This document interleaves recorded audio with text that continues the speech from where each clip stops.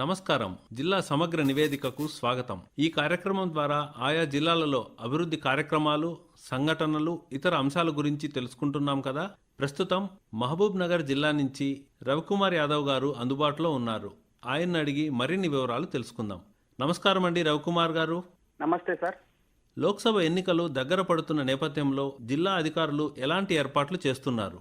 మహబూబ్ నగర్ జిల్లాలో లోక్సభ ఎన్నికలు దగ్గర పడుతున్నటువంటి నేపథ్యంలో అధికారులు అప్రమత్తమయ్యారని చెప్పుకోవచ్చు. ఇప్పటికే జిల్లా వ్యాప్తంగా ఈసారి ఎలాగైనా ఓటింగ్ శాతాన్ని పెంచేందుకు పకడ్బందీ ప్రణాళికలు చేపట్టారు. ఈ నేపథ్యంలోనే ఊరు, వాడ, అదేవిధంగా పట్టణాల కేంద్రాల్లో, మండల కేంద్రాల్లో ప్రత్యేకంగా సంచార వాహనాల చేత ఓటర్లకు అవగాహన కల్పించేటువంటి కార్యక్రమాలు చేపడుతున్నారు. గత అసెంబ్లీ ఎన్నికలతో పోలిస్తే ఈసారి ఎలాగైనా మరింత ఓటింగ్ శాతాన్ని పెంచేందుకు అధికారులు ప్రత్యేకంగా కార్యాచరణ రూపొందిస్తున్నారు. దీంతో పాటు పోలింగ్ కేంద్రాలను వైండ్ అవుట్ చేయడంతో పాటుగా సమస్యాత్మక ప్రాంతాలు, పోలింగ్ కేంద్రాలు ఏమైనా ఉన్నాయా, వాటిలో గత అసెంబ్లీ ఎన్నికల్లో ఏమైనా సమస్యాత్మకమైనటువంటి చర్యలు జరిగాయని చెప్పేసి గుర్తించేందుకు ప్రత్యేకంగా ఒక బృందాన్ని ఏర్పాటు చేశారు. అక్కడ ప్రత్యేకంగా ఏర్పాట్లను చేసేందుకు కూడా జిల్లా కలెక్టర్ రవినాయక్ ఆధ్వర్యంలో ప్రత్యేకంగా కార్యాచరణ రూపొందిస్తున్నటువంటి నేపథ్యం అయితే ఉంది.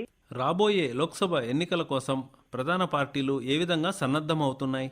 రాబోయే ఏవైతే మనకు పార్లమెంట్ ఎన్నికల్లో ఉన్నాయో బీఆర్ఎస్, అదేవిధంగా బీజేపీ, అదేవిధంగా కాంగ్రెస్ పార్టీ మూడు కూడా ప్రధాన పోటీలో నిలిచే అవకాశం ఉంది. ఇక మహబూబ్నగర్ జిల్లా విషయానికి వస్తే మహబూబ్నగర్ జిల్లాలో ఉన్నటువంటి 14 నియోజకవర్గాల్లో కూడా మెజార్టీ స్థానాలను, అంటే దాదాపు 13 స్థానాలను కూడా కాంగ్రెస్ కైవసం చేసుకున్నటువంటి నేపథ్యం అయితే ఉంది. ఈ నేపథ్యంలో సారి ఎలాగైనా ఉమ్మడి మహబూబ్నగర్ జిల్లా ఉన్నటువంటి 2 పార్లమెంట్ స్థానాలు, ఏదైతే ఒకటి ఎస్సీ రిజర్వ్డ్ నగర్ కర్నూల్, అదేవిధంగా మహబూబ్నగర్ పార్లమెంట్ నియోజకవర్గాన్ని ఖచ్చితంగా కాంగ్రెస్ ఖాతాలో వేసుకోవాలని చెప్పేసి ప్రత్యేకంగా కార్యాచరణ రూపొందిస్తున్నది. మరోపక్క గత ఎన్నికల్లో బీజేపీ కూడా డీకేఆర్ ఇక్కడ నుంచి నిలబడి దాదాపు సెకండ్ స్థానంలో నిలిచినటువంటి నేపథ్యం అయితే ఉంది. ఈసారి బీజేపీ కూడా బలమైనటువంటి అభ్యర్థిని నిలిపి ఏదైతే దేశవ్యాప్తంగా బీజేపీకి అనుకూలమైనటువంటి పరిస్థితులు ఉన్నాయో వాటిని క్యాచ్ చేసుకుని ఈసారి ఉమ్మడి మహబూబ్నగర్ జిల్లాలో ఉన్నటువంటి 2 స్థానాలను కూడా బీజేపీ కైవసం చేసుకోవాలని చెప్పేసి ప్రత్యేక కార్యాచరణ రూపొందిస్తుంది. అదేవిధంగా మరోపక్క గత ఎన్నికల్లో 2 స్థానాలను కూడా బీఆర్ఎస్ తన ఖాతాలో వేసుకున్నటువంటి నేపథ్యం అయితే ఉంది. ఈసారి కూడా ఖచ్చితంగా తమ యొక్క మార్కును చూపించాలని చెప్పేసి బీఆర్ఎస్ కూడా ప్రయత్నం చేస్తున్నటువంటి నేపథ్యం అయితే ఉంది.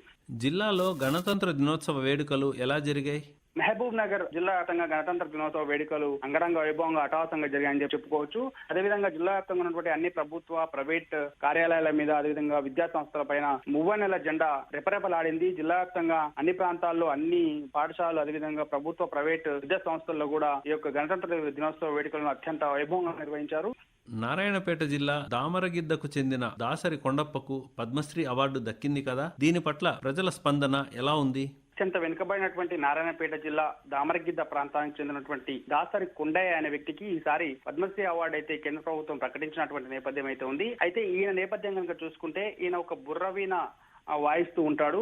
అతి సామాన్యమైనటువంటి వ్యక్తి. ఎవరికి కూడా మారుమూల ప్రాంతానికి సంబంధించినటువంటి దామరగిద్దలో ఉన్నటువంటి ఒక మారుమూల ప్రాంతంలో నిరుపేద, కనీసం అక్షర గ్రహణం కూడా లేనటువంటి ఈయన ఈ బుర్రవీణలో ప్రావీణ్యం సంపాదించాడు. ఈ బుర్రవీణకు సంబంధించినటువంటి కళాకారులు చాలా అరుదుగా ఉన్నారు మన రాష్ట్రంలో. వాటిని ప్రత్యేకించి కేంద్ర ప్రభుత్వం ప్రత్యేకంగా గుర్తించి ఇటువంటి సిఫారసు ఎటు లేకుండానే ఆయనను ప్రత్యేకంగా గుర్తించి బుర్రవీణలో ఈయన ప్రావీణ్యం ఉన్నటువంటి ఈయనని అంతరించిపోతున్నటువంటి కళను గుర్తించి ఆయనకు పద్మశ్రీ ప్రకటించడం పట్ల ఇక్కడ నారాయణపేట జిల్లాలో ఉన్నటువంటి స్థానికులు కానీ, అదేవిధంగా ఉమ్మడి జిల్లాకు చెందినటువంటి ప్రజాప్రతినిధులు కూడా హర్షం ప్రకటిస్తున్నటువంటి నేపథ్యంలో ఉంది.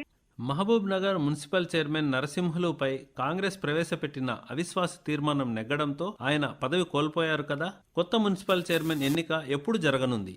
మహబూబ్నగర్ పురపాలక సంఘం కొత్త చైర్మన్ ఎన్నికలకు ఎటకేలకు రంగం సిద్ధమైందని చెప్పుకోవచ్చు. చైర్మన్, వైస్ చైర్మన్ ఎన్నికల నిర్వహణ కోసం గజెట్ నోటిఫికేషన్ తేదీ ఖరారైంది. ఈ నెల 12వ తేదీ ఉదయం 11 గంటల నుంచి ఎన్నిక నిర్వహించవచ్చని గెజెట్ నోటిఫికేషన్ సమాచారం మున్సిపాలిటీకి చేరిందని చెప్పుకోవచ్చు. దీంతో ఎన్నికల నిర్వహణకు అధికారులు సన్నద్ధమవుతున్నారు.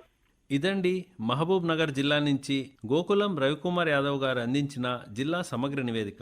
మరో రోజు మరో జిల్లా నుంచి సమగ్ర నివేదికను విందాం. అంతవరకు సెలవు. నమస్కారం.